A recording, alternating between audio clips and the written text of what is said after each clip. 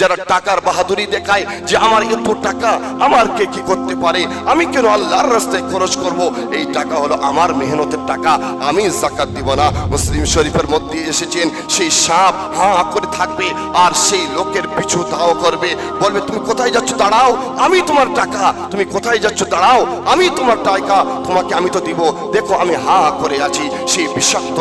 সাপ এমন ভাবে হাঁ করে থাকবে আর সেই লোকের পিছু ধাওয়া করবে যেই লোক দুনিয়াতে যাকাত ফরজ হওয়ার পরেও যাকাত আল্লাহর রাস্তায় দিত না, যারা গরিব দুঃখীদের মাদ্রাসাদেরকে দিত না, তাদেরকে আল্লাহ তাআলা এরকম করবেন, সাপ দিয়ে তাদেরকে শাস্তি দিবেন। সেই সাপ তার পিছু চলতে চলতে শুরু করবে, সেই লোক ভয় আতঙ্কিত হয়ে যাবে যে আমাকে কি করছে, কিন্তু পালার কোনো রাস্তাই নেই, পালানোর কোনো রাস্তা নেই। সে সাপ বলবে, হাঁ করে বলবে, আমি তোমার টাকা নাও,